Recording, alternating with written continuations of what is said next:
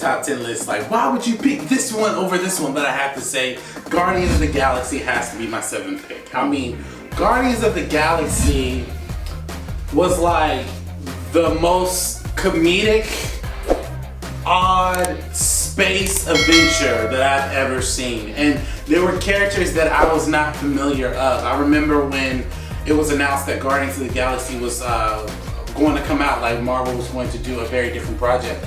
I had never read any of their comic books. I had heard of them, but I never like dove into the comic books at all.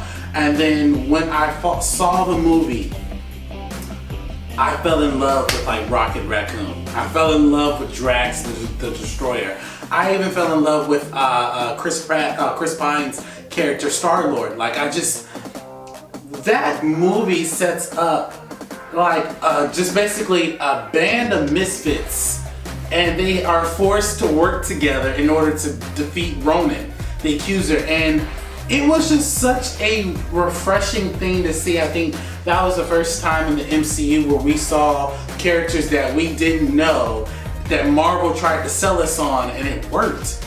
It worked, and the music in that movie really shapes the tone for that movie, because it literally, it's a movie in our modern time, but it takes you back to like the early 90s, late 80s of that music, that early R&B, that early nostalgic feel of just having fun.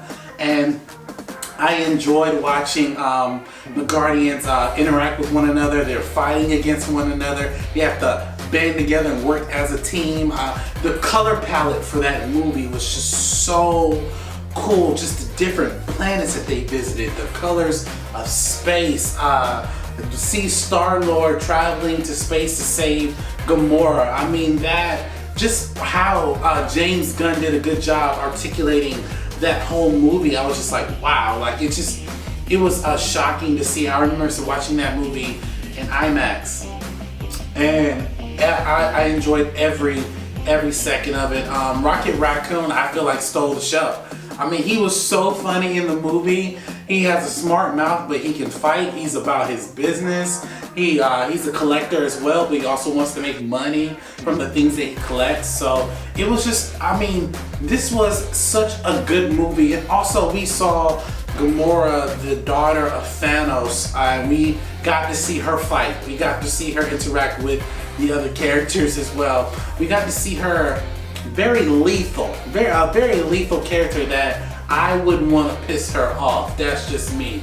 And I know they tried to set up the romance level between Chris Pine and Gamora, but although it does work when you see the second movie, but for the first movie, I'm like, I think they'd just be better as teammates. You know, I didn't really care for that, but I can see the progression obviously throughout the MCU films. But I have to say, when I saw this movie, I had a lot more fun in that movie than I did watching the Avengers. And I know that's gonna freak people out when they see this video that I'm saying I had more fun than that. But when I saw this movie, I was just like blown away of what they decided to do for this film. So if I had to choose my 7th pick, it has to be Guardians of the Galaxy Volume 1.